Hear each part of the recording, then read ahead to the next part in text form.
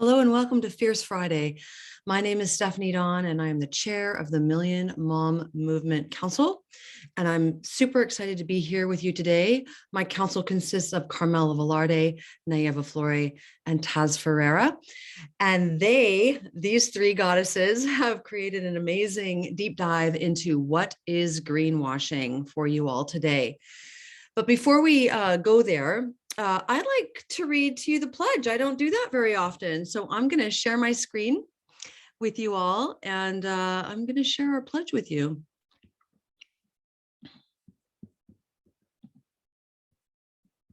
All righty. I pledge to defend the health of myself and my family. I pledge to choose organic foods that are minimally processed and free of man-made ingredients. I pledge to read labels and educate myself on all aspects of clean living. I understand that my actions today will positively impact the health and environment of future generations.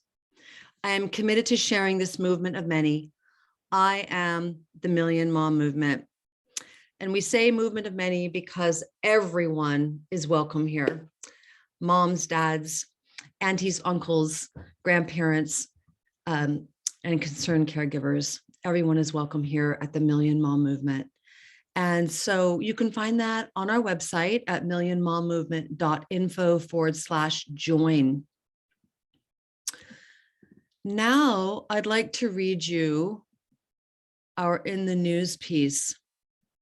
Did you see this week? Oh my goodness.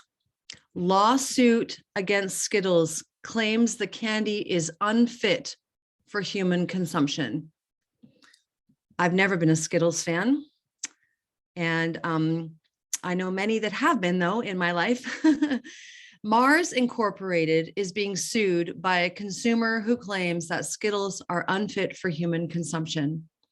Consumer Janelle Thames filed the lawsuit in Oakland, California on Thursday, claiming in court documents obtained by NBC News that the candy contains heightened levels of titanium dioxide, or TiO2. In a statement to Today, a Mars Incorporated spokesman said, "While we do not comment on pending litigation, our use of titanium dioxide complies with FDA regulations." As I was reading this, I was like, different company, same issue. All right. Because last week we were talking about Monsanto, and they are working in concert with the regulations from our federal government. And what we know is that the federal government and these massive corporations have these revolving doors, right? And that they're corrupt. So we just call it out here. We tell it like it is here at the Million Mom Movement. And so the lawsuit claims that the company has long known of the health problems posed by TiO2. It states that in February 2016, the company committed to phasing out the TiO2 in its product, but has yet failed to do so.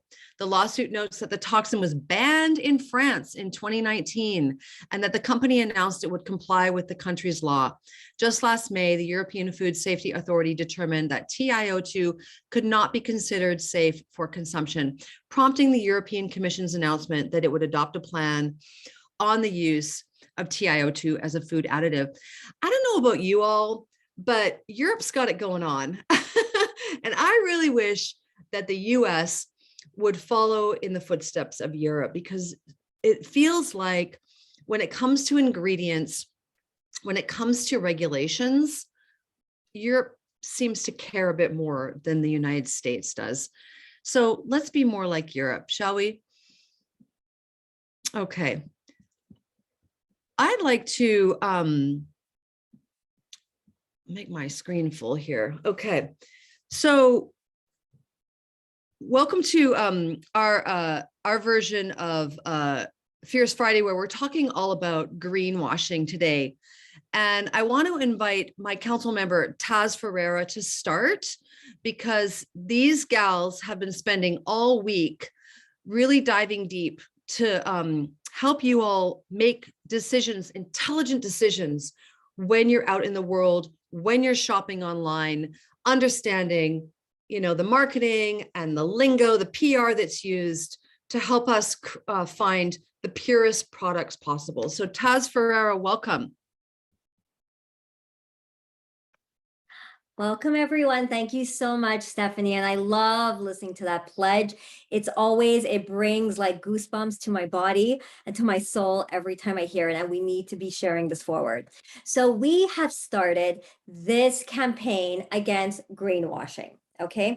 And we are going to do a 3-part series about this greenwashing. This is something that is all over our food, in our environment, in our skincare product, in our clothing, it's in our supplements, it's in so many things. So what we are going to introduce to all of you is showing you what to be aware of when you go into the grocery store, to teach you how to read labels properly and what is misleading, what is false, and what we need to look for. Because this is what we do as a council. This is what we do on Fierce Friday. It's all about education. And the more that we can share this forward and show you how to become your own detective in reading these labels, you know what? Now this is going to translate how you make better choices for yourself and your kids, because just like the Skittles, right? You look at it and you think, well, it's vegan. It's okay, right? But vegan doesn't mean healthy. These labels, what do they mean? And what has happened? We become a society that's bombarded by labels. What do we look for? Okay, so I'm going to be sharing my screen now. Okay. And okay, so greenwashing. This is what we're talking about today. So this is something that companies are using to manipulate us. And when I'm talking about manipulating us, I mean they are flat out lying to us. Okay, because this is what it means. They put any label on something and they make us believe that it's healthy. So here's an example. You go into Whole Foods. You go into Whole Foods and you just assume, I hear this all the time, that my clients would tell me, they're like, well, I went to Whole Foods and I bought this ingredient and there was a leaf on it and it says, it's healthy. So I just assume it's healthy, right? Don't we get manipulated by the packaging? That if the packaging is green, we just assume it's healthy?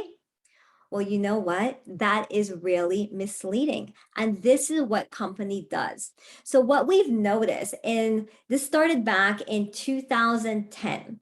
So from 2009 to 2010, they have a study that shows that these companies, all companies, are starting to invest in greenwashing. And this is manipulating and making us believe that whatever is inside is healthy because the cap is green, because it looks more eco-friendly. Just by the looks of it, we just assume it's better for us and it's better for what's going into our bodies, right?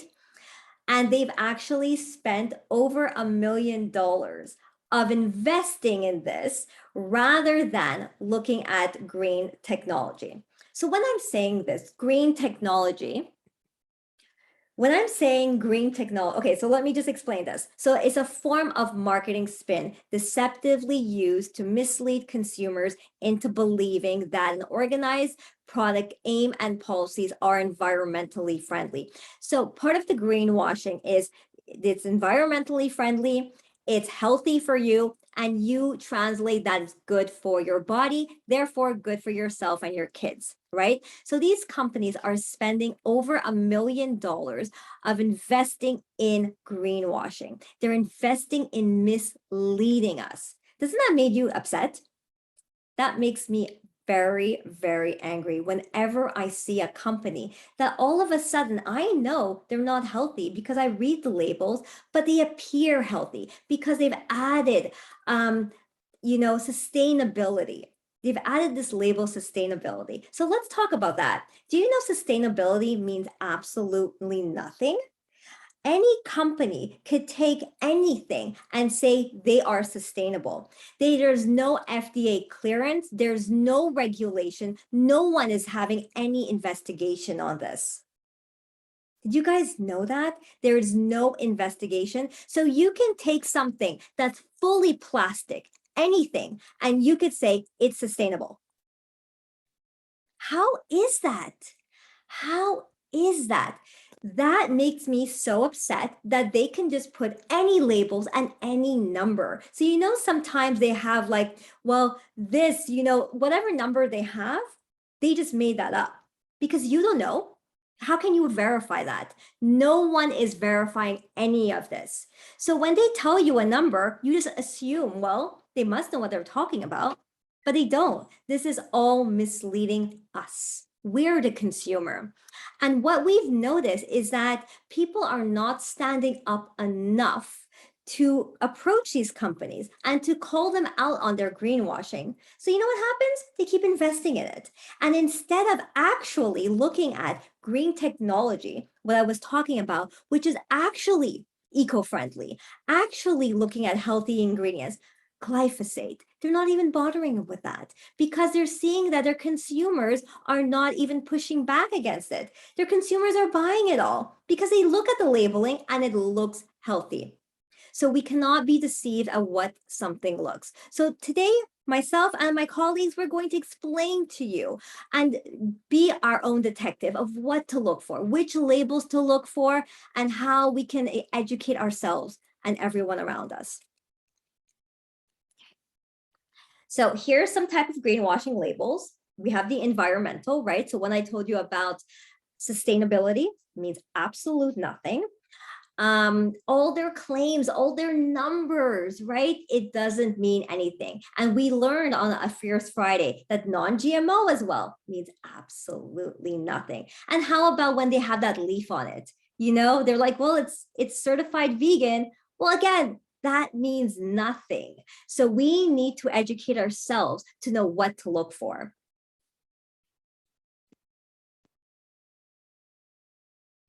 And then we have the clothing industry. So we have this series that we are going to be diving deep in the coming months, okay? So the clothing industry is something that is huge on greenwashing as well.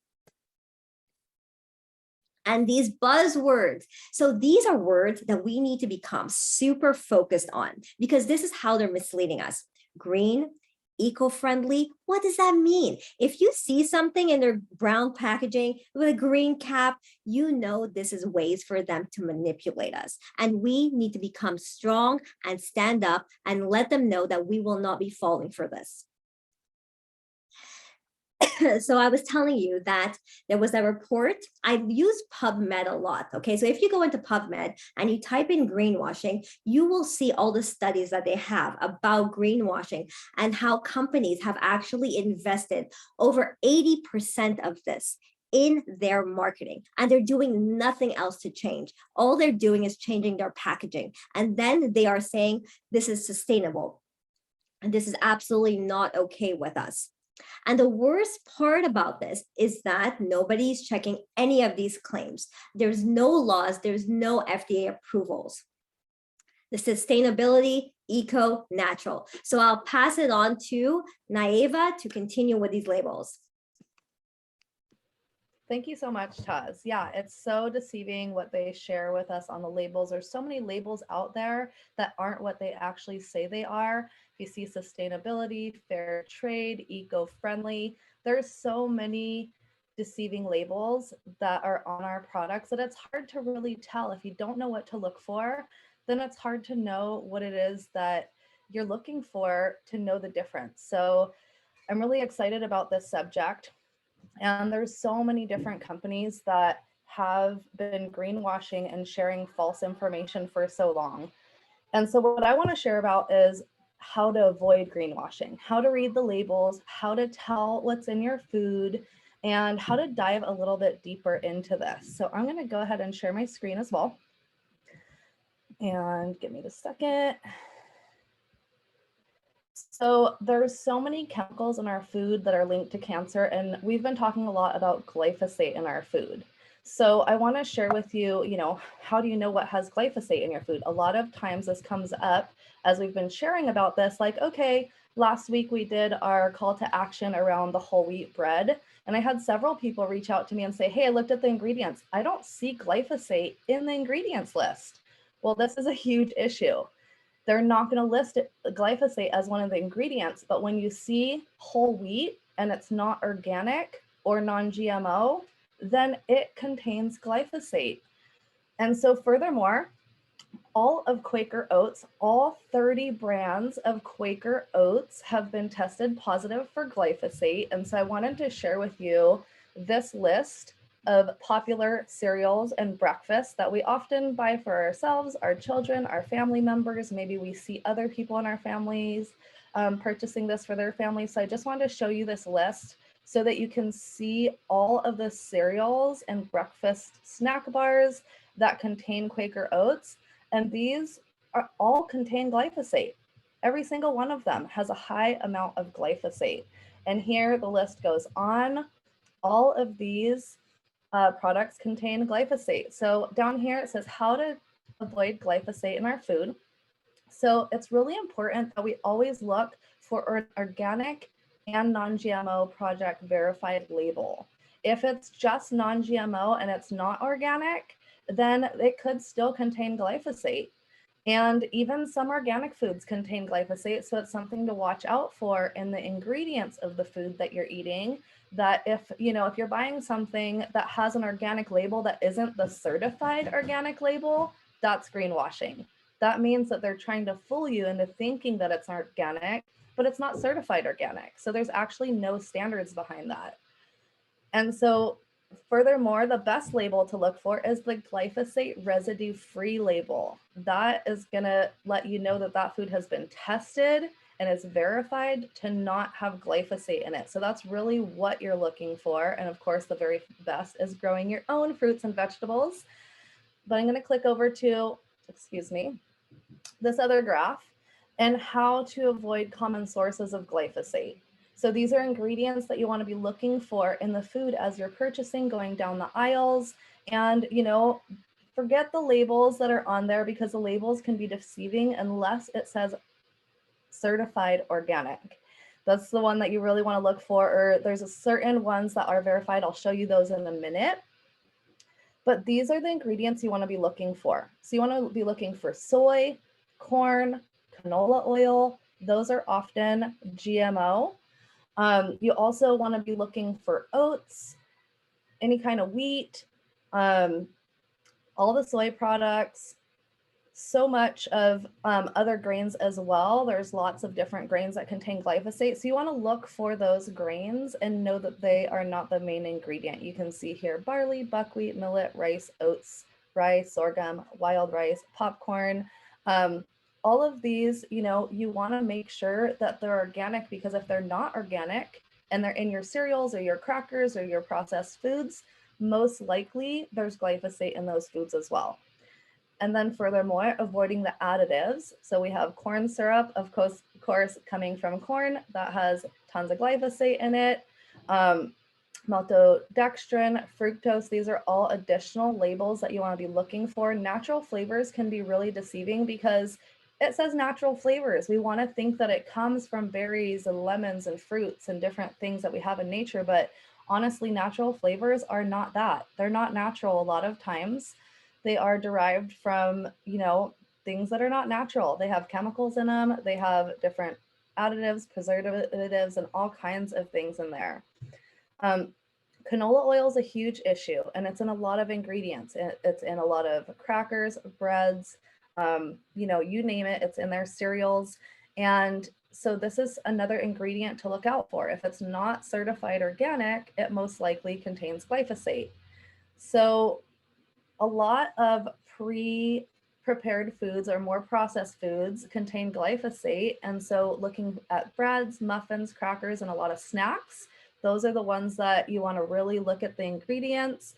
And then if you can avoid the sweets, or look into the ingredients or make your own at home, a lot of the cookies and snack bars, granola bars, all of them contain oats and corn syrup and all kinds of other interesting ingredients. And so if they're not organic, again, certified organic, then it really doesn't mean anything. So let's go into fruits and veggies.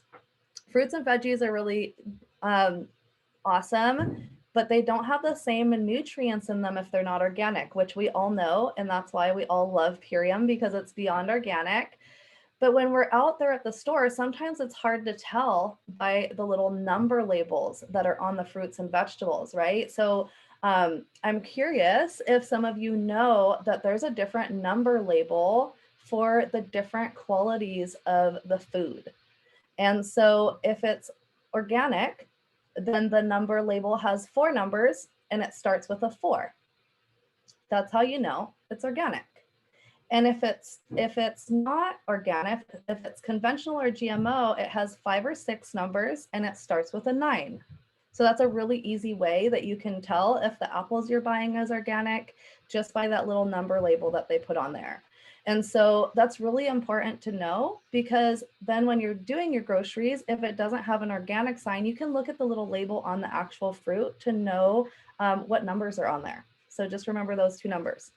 And then for animal products, you know, if you're a meat eater, you want to know that your meat is local, is grass fed, is fed organic grains, they feed grains to their animals, because a lot of people don't realize that the food that the animals eat, if you're eating those animals, those eggs, drinking that milk, then you are also consuming those chemicals, and you know, whatever they gave to the animal, it's also going to you if you're eating that animal.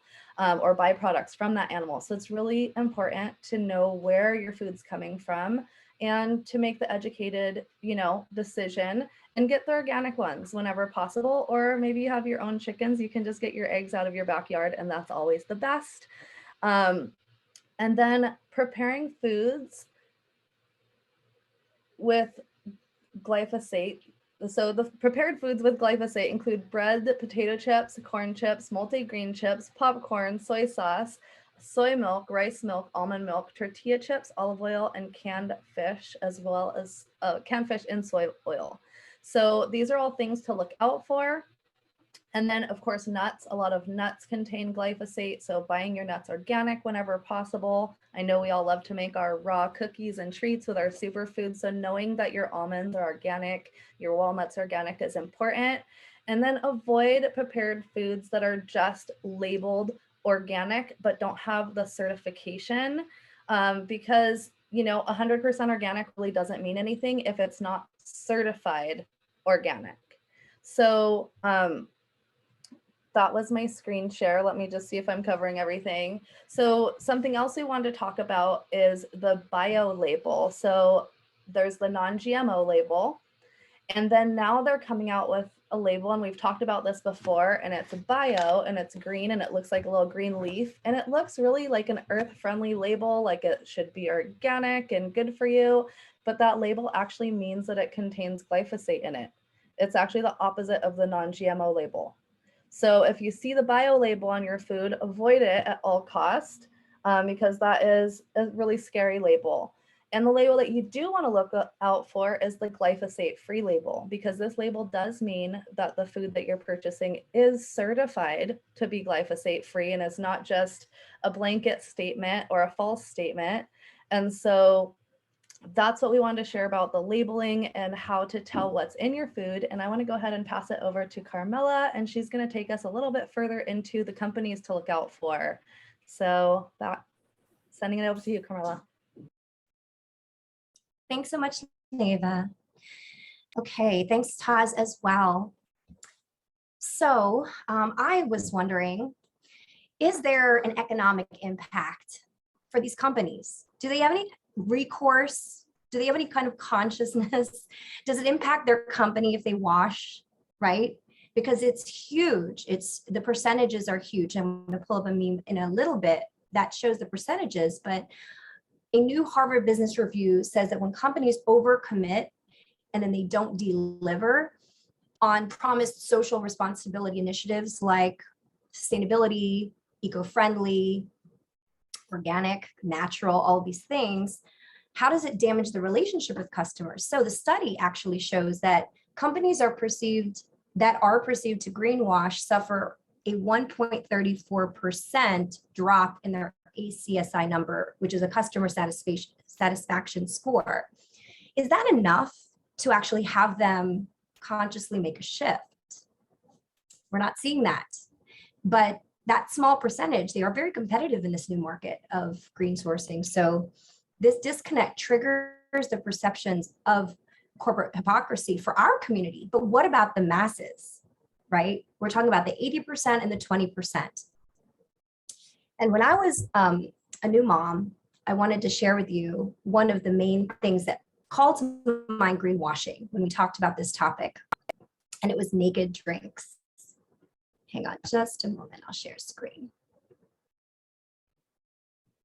So I don't know if you guys have heard about this settlement that had happened with this company called Naked Juice, but this happened from the years of 2007 up until 2013. After my first child actually got off of mother's milk, I had her drink naked because it seemed healthy, no sugar added, 100% fruit juice. But look at how this particular company was publicly washing. So Naked Juice fans who bought bottles on the beverage in the last 6 years could get up to $75 in payments from a pot of $9 million of a class action settlement fund. So this 100% juice, 100% all natural, right? They are covering up the fact that their reputation for their brand was tarnished, and they were able to take this $9 million pot and offer it as settlements for people who submitted an electronic claim between the years of 2007 to 2013. And I read this and I said, I am not taking money from this company. I just don't want to have anything to do with them, but I'm going to watch the market. Now we're helping you in the Million Mom movement to become a conscious consumer. And these lawsuits and these types of companies that are very public about how they wash is something to be alarmed about.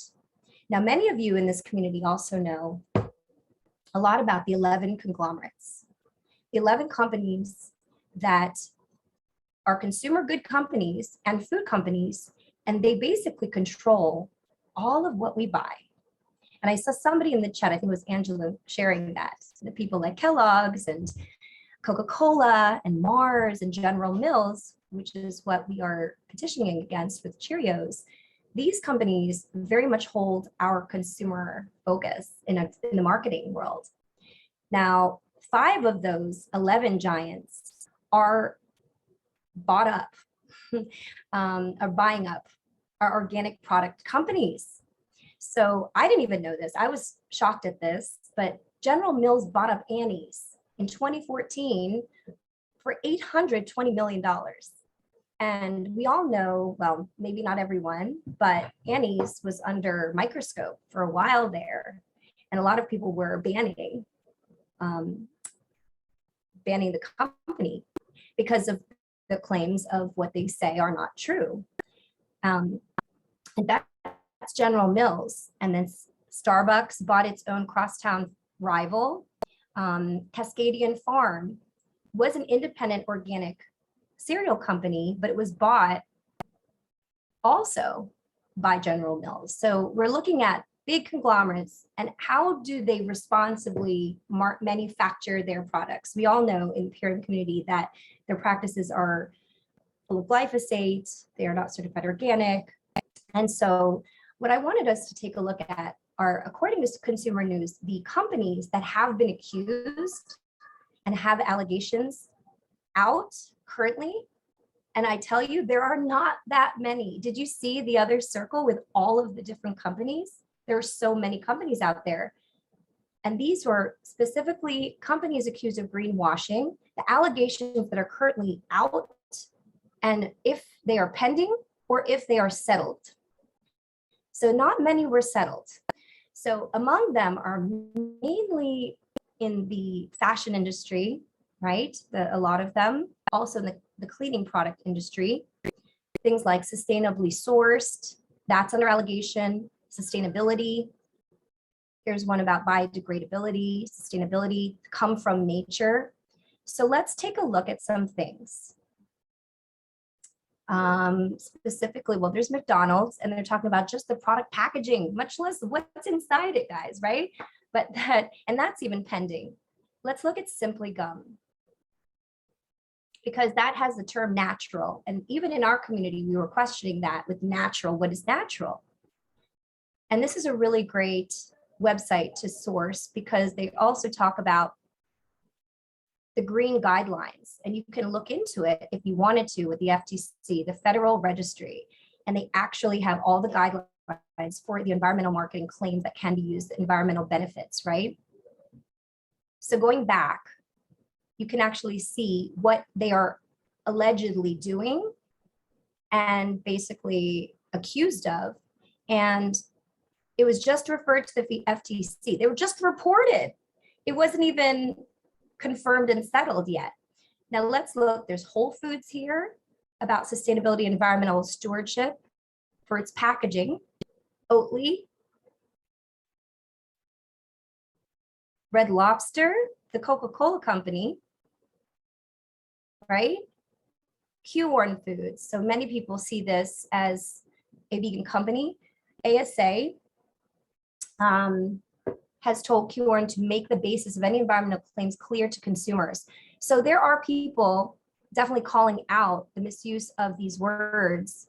And it's really important for us to all look at Nestle chocolate, okay? So this case was dismissed without prejudice. So what does that mean? Naeva was talking about fair trade. And this was a class action lawsuit that was filed against Nestle for allegedly deceptively labeling chocolate products using phrases sustainably sourced and supports farmers to make consumers believe that the cocoa used was produced following environmentally and socially responsible standards. And they come from farms that use child and slave labor. So this was actually dismissed. According to the complaint, the chocolate industry destroys rainforests in West Africa and uses chemicals and pollutes waterways, kills wildlife, and harms communities. So yeah, this is not okay. Like that, these types of claims, they're out there, they're not that many. See, I'm going to come to the end of this list. This is literally the amount of alleged cases for greenwashing out currently. Now, we all are talking about glyphosate, right? So one of the big conglomerates, which is Kellogg's, is committing to reducing widely used herbicide glyphosate in their supply chains. So it's addressing something. Why? Why do you think they're addressing it now? So by 2025, wheat and oats on which farmers have been using glyphosate as a drying agent, it will be removed from their product line. We all want to say that's wonderful. We all also really understand that they are understanding the truth of where the money is coming from. 73% of global consumers will change their consumption habits to reduce environmental impact. That's a 75% impact that's changing. They're moving towards being environmentally conscious and consumer conscious. So big conglomerates are taking a notice. So what if we decided to help tip that scale, the 80-20%, and supported people to see that we don't have to buy anything that doesn't have this certified organic stamp, that has true sustainability and eco-friendly practices. I really believe that when we see the statistics of the customers that truly want to become sustainable, we should be more inspired because it's moving in our direction. These numbers, look, 400% it's grown, the sustainable brands in the past 5 years. That's telling you a lot about where this eco-conscious lifestyle is currently and where it's going. So we are ahead of the trends clearly with Purium, and to understand the statistics of where we're going, what we can do, the conglomerates, what they're trying their best to also make a shift because they know that's where the market value is. I think that we all need to truly take a stand and vote with our dollars and know where our dollars are going consciously with the labeling and always reading the ingredients, no matter what lifestyle you lead, gluten-free, vegan, vegetarian, even if you are a carnivore, we have to read the labels because we're looking at companies like Impossible Burger and Beyond Burger, and they're in Dunkin' Donuts now, they are in Burger King. This is a wash. but look at how processed these products are. Are they whole food? Are they man-made ingredients? Do they align with the pledge of the Million Mom movement? They're washing because they know that's where the money is. But we are looking at, are they conscious enough to be aware of the impact, their reputation? Like, look at Naked, what they had to do to cover $9 million they had to pay back. And then now people have forgotten a little bit from 2013 to 2022, and I see it now in Costco. So do people recall that previous wash? Well, we need to bring to light that it continues to happen. That long list from consumer reviews is out, but that there needs to be more cases and allegations against some of these companies who are touting clean, environmentally good products. So I pass the mic. I'm so excited to actually open it up to the field and hear any questions that everybody else might have. Thanks, Carmela. Yeah, lots of emotion in the chat, a lot of anger, I'm noticing, and rightfully so. So yeah, if you'd like to share your voice, we would love to hear from you. Go ahead and raise your hand, and you can do that by clicking on the little reactions button. It'll give you an option to raise your hand. And we'd love to hear from our beautiful community. We got 93 of us here in the Zoom room right now. And thanks, Council, for an amazing presentation. Really brilliant.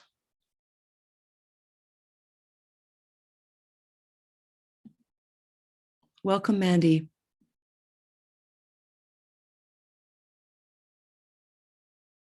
Can you unmute your line there, Mandy? Thank you for having me. And I'm so thankful that this has come into my life. My own, sugar was my last addiction for sure. And now I'm like a piece of chocolate, tiny, beautiful dark chocolate and some nuts, organic nuts. And I eat that down. My skin has cleared up. I had a little spot on the side of my breast about the size of a quarter-ish. I don't want to think it's big, but I'm not owning it because it went away after my 30-day cleanse. Amazing. All my skin was clear and soft. So thank you for having this, I'm so excited to be part of the movement. Yes, that's all I need to say because I better Yay. go. Wonderful. We're so excited to have you. And yeah, Thank you. The ultimate lifestyle transformation, you guys, like, let's be real here. Thank you. Everybody needs to do it, right? Like, everybody needs to do the ULP. Yes. So thank you, Mandy, for raising your voice. Tal Kapoor, welcome. Hi. Hi, Yeah, hun. my gosh, what a powerful Zoom. I can't wait to really dive into all the info that was delivered today. My question really is for anyone in the panel. I come from a background where none of this was ever, part of a conversation at all in my life. And even if it was a conversation, I was blocking it out, right? I didn't want to hear it. I didn't understand it. So if I'm going to share some of this information, for me, I'm loving all of this because I'm totally aligned with all of it now. But if I want to share some of this information with someone who isn't aligned with our way of thinking and feeling about our bodies, what are some of the simple, very clear, very straightforward and simple steps or advice that any of you would be willing to share, so we can, because I don't want to go out there and just word vomit on people because that's not going to get anything done. But I do want, my community to start listening and to start paying attention. But I want to do that in a gentle and a kind way that they'll be able to resonate with. So any advice would be greatly appreciated. Thank you all so much for the work that you do. Right on. Thanks, Tal. Who wants to jump in? I'll take this. Okay, so Tal, so what I suggest is to disregard all labels because they're overwhelming. There's so many labels. To look for certified organic, Okay, this is the important label. So tell them to look for certified organic and include biomedic in your daily life as a non-negotiable. Because you can't avoid everything. There's so many levels of herbicides and pesticides and toxins. So just introduce biomedic every day as a non-negotiable and look for certified organic. Beautiful. Thank you, Taz. Naiba, Carm? Carm? Well, as you can see in the chat, people are very emotional about some of the information we share, and people purchase based on emotions, based on what their strifes are, the struggles. So I would say share this Zoom because it gives you a lot of we are trying to bring you black and white facts. We're not just telling emotional stuff from our personal experiences, because my daughter actually had to get her teeth pulled out because of that naked juice. She was so addicted to it. It was so sweet. And yeah, that's why I looked into it, because it affected my family. But when it starts to affect you, that's when you pull on the heartstrings of another. So you want to help by bringing facts and then also sharing your story. Those are the two things that always help. And I think the Million Mom Zooms, if you go to the YouTube and just share them, you'll hear the testimonials. I think that supports people's shift to want to purchase and really jump in. Great, Carm. Thanks. Did I you have love any? that. And yeah, I would just add in, always start with posing questions. Be curious, ask questions. Do you know what the labels on your food mean?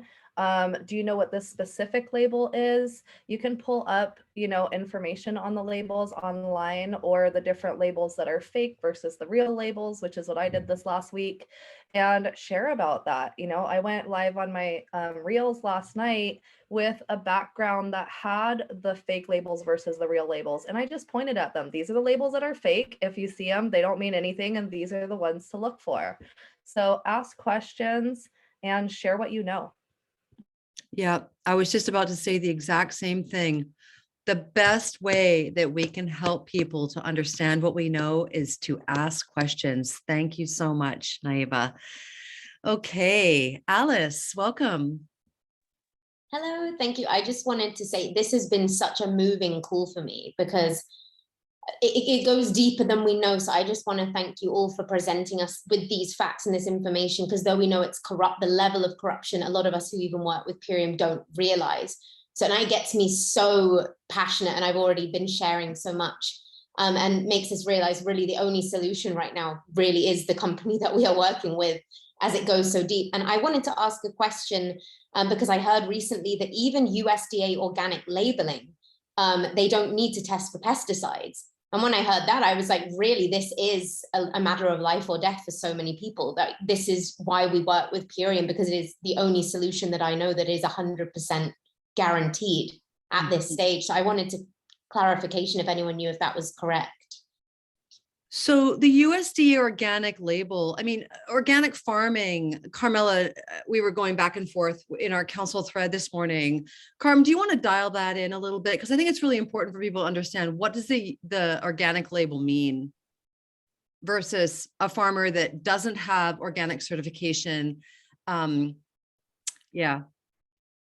If you wouldn't mind sharing that, Carm. So as a community I have a link that we in our council were asking about different questions, the differences of how the Detox Project specifically focuses on glyphosate versus organic certified. So Taz posed the question in our group where she was saying about the group called the company Mush, and I actually consume it myself. I got it in Costco, and they are Detox Project certified, but they're not certified organic. And the oats are in there. So are the oats really, how are they, do they have pesticides and herbicides, other things besides glyphosate in them? That's our question. So when you go into what the labels truly mean, it is public knowledge. We can all research this, which is really great, but it's also the foods, certified organic foods are grown and processed according to federal guidelines, addressing the factors of soil quality, animal raising practices, pest and weed control, and use of additives. And organic producers rely on natural substances and physical, mechanical, and biological based farming methods to the fullest extent possible. So it's a large part of the soil. And then we all want to learn more about soil health, right? That's a large part of what we promote in Purium, is that the mineral content of our greens are so much greater than any other produce, even in the organic markets. So certified organic farmers, then there's like biodynamic certified organic farmers, and then that's another level. There's actually an institute somewhere in Montana, that's biodynamic, and they have to be certified by that institute. So I know this is Dave Sandoval question. I'm doing my best to answer it for you, Alice. You're doing great. But that's what,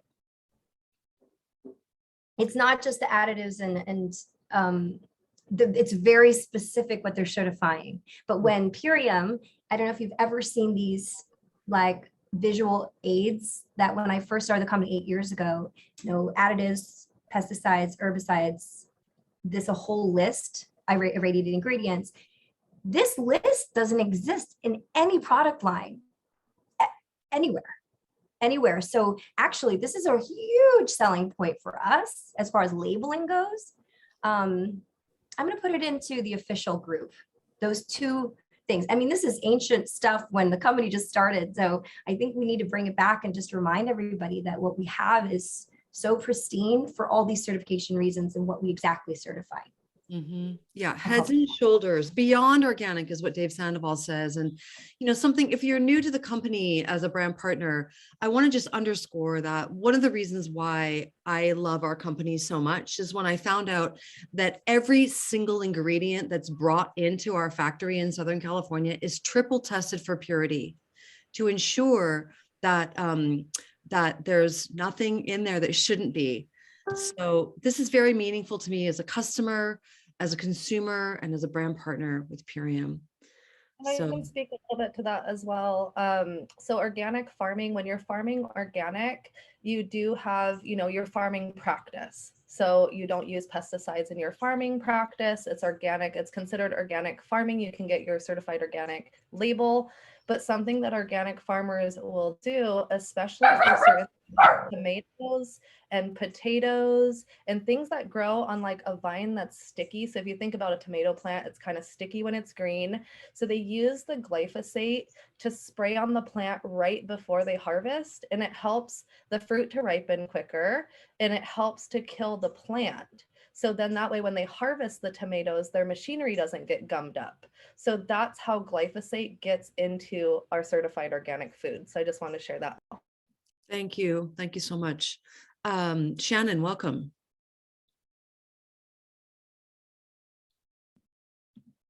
Go ahead and unmute, Shannon. I had already done it anyway.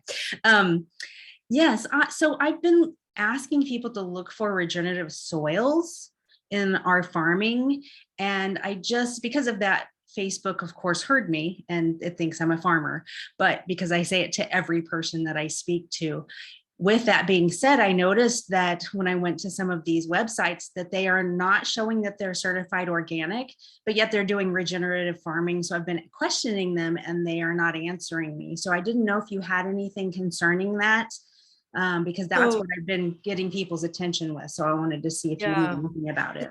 Yeah, this is a really good question and a great point. And it's something that we were discussing in our thread this morning, the four of us. So organic certification is very costly. So is glyphosate certification.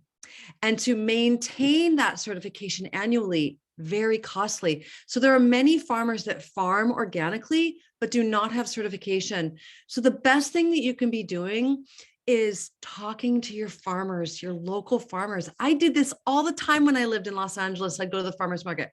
Can you please tell me how you farm? If they had organic certification, I wanted to know, because I used to live on an organic farm and I knew all the different inputs that my boyfriend at the time was using for his citrus farm. And so I was genuinely curious to know, what are you doing to the soil? Because I got full-on education way back when, 30 years ago. And so, yes, you want to be having these conversations with the companies that, like Taz is having conversation right now with Mush. like they're glyphosate free, but they're not organic. Like help us out here to understand, if we can safely be purchasing these products from you. So, because it's, consumers are getting smarter. That's part of why we're doing this here every Fierce Friday with the Million Mom Movement, because as you elevate your intelligence around what is, absolutely pure and what is not, then you can be educating, sharing, and speaking more confidently with the people that you are talking with about Purium, ultimately. Hope that answers your question, Shannon. Yeah, cool. Sarah C., welcome.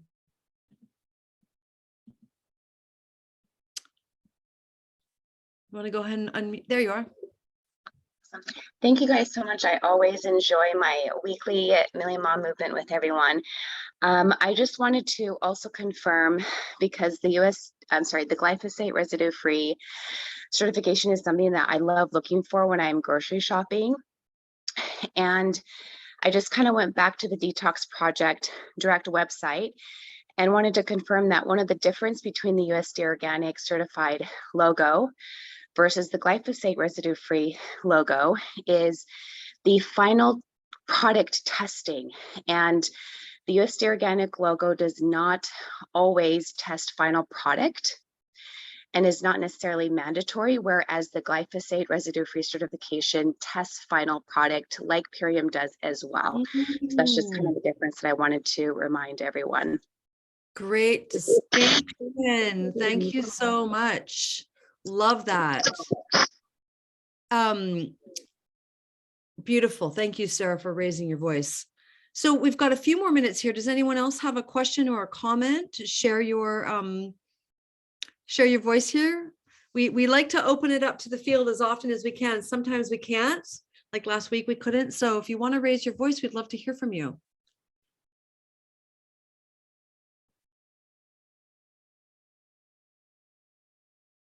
No more hands? So I'd like to share the labels that I was talking about earlier real quick, Stephanie, and then Sure. I'll pass it back to you. Yeah. So I just want to show everybody that these are the labels that do have certification, that are the labels you want to be looking for. So if you want to take a screenshot of this, or you can look it up on your own, but these are the ones that actually have good standing, have certification, have validation behind them, and these are not fake labels.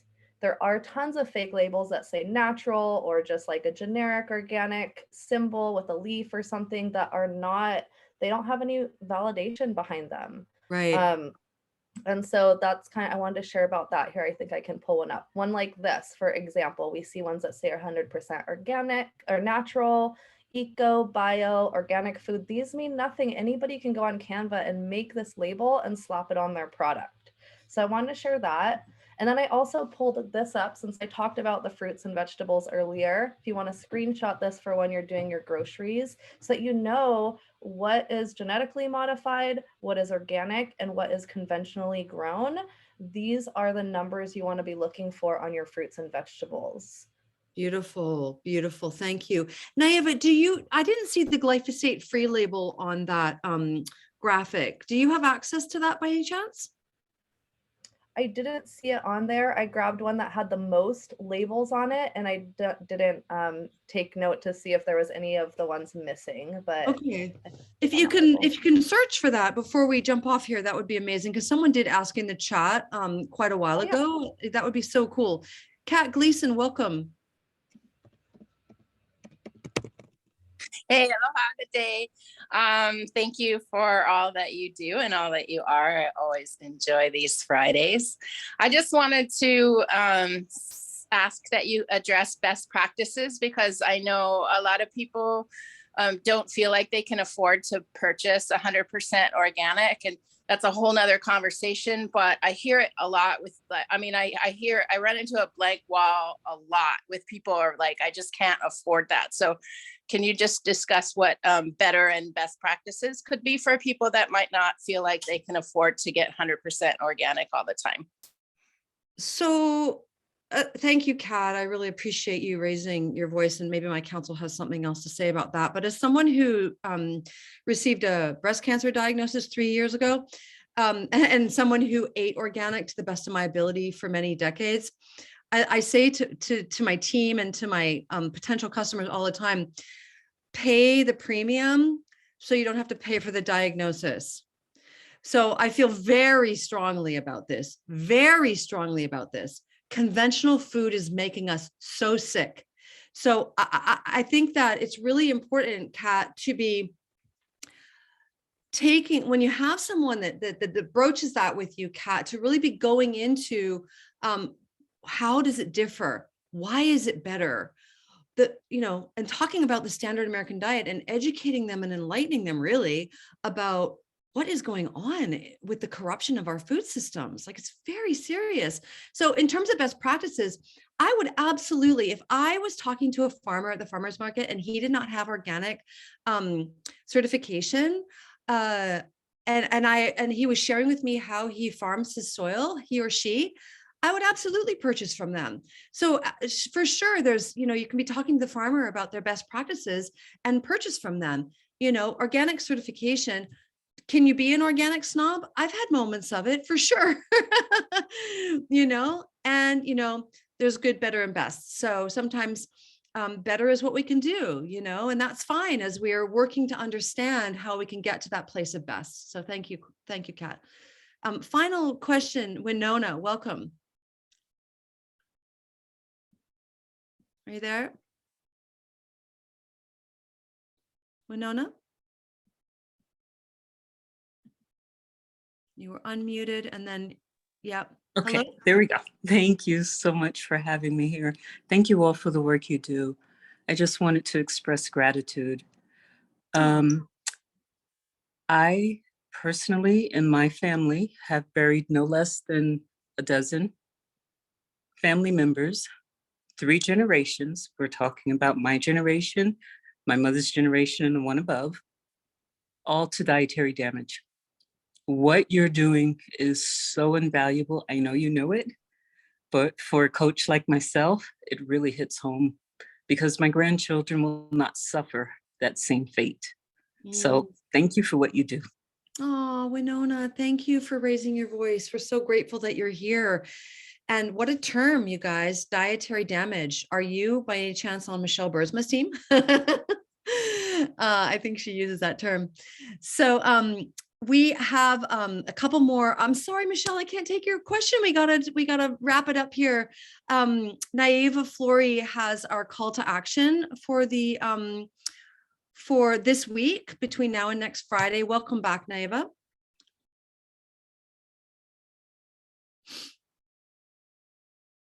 Oh, you're muted, babe.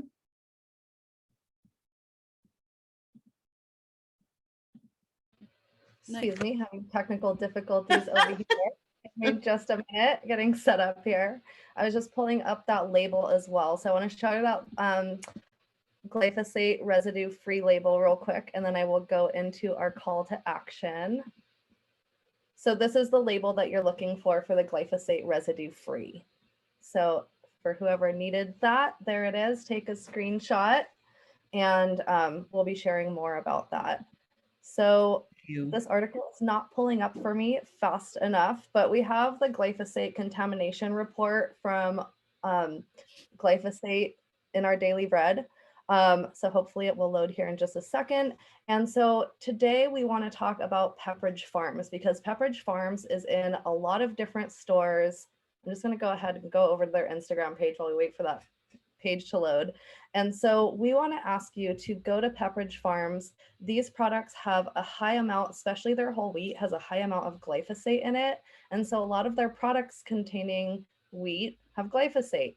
But what we're focusing on is their whole wheat bread. There is 2 different kinds. I believe it's the cinnamon swirl and also their whole wheat, whole grain bread that are both have a lot of glyphosate in them. And so we want to ask you to go to this Instagram page, Pepperidge Farms. So right now, go ahead and open up your Instagram, go to Pepperidge Farms, and we want you to go down. I saw that the 6th post down has a loaf of bread in it. So, you can, or that's a hot dog buns. I think actually it's another row down. There's this 15 grain whole wheat bread. So I think that one would be one that we could use as where we comment. and then comment on here and ask the question, pose the questions, let them know that you're concerned about the fact that there's a ton of glyphosate in this product. I'm going to go back to the report and show you the amount of glyphosate that is in these Pepperidge Farms. Hang in there while I close your eyes so I don't make you dizzy. I was trying to get this ready, but I wasn't quick enough. So down here, you'll see the full list. Almost there. Here's the full list. All right. So we have the 100% whole grain wheat bread from Pepperidge Farms has 587 parts per billion of glyphosate in it.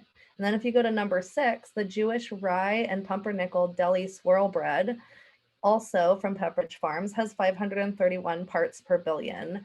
And there's other products from Pepperidge Farms that also contain glyphosate that aren't on this list that have less amounts, but we wanted to go ahead and call out Pepperidge Farms today. So that's our call to action. Go over to Instagram right now, go to Pepperidge Farms and go comment on this 15 grain whole wheat bread and ask them, just show your concern, show that, you know, you're curious. And if you want to comment on any of the other posts that contain bread, feel free to do so. They have other products in here. But we just do want to focus on asking them why they're using wheat that contains glyphosate. So back to you, Stephanie. Thank you so much, Naiva. That is our call to action on Instagram. Honestly, on any post, but definitely the whole grain, whole wheat bread. So thank you so much for joining us today. Thank you, Council, for your amazing work. Next week, it is Business Forward. It is our crown chat with brand new crowns underneath Taz Ferreira, Allison and Jared. So can't wait to be with them next week. Please come back next week. Invite your whole team. We love you. God bless you. Go live. Share about what you learned today. Let's be the change. Let's be the Million Mom Movement revolution. Okay? Love you so much. Bye-bye.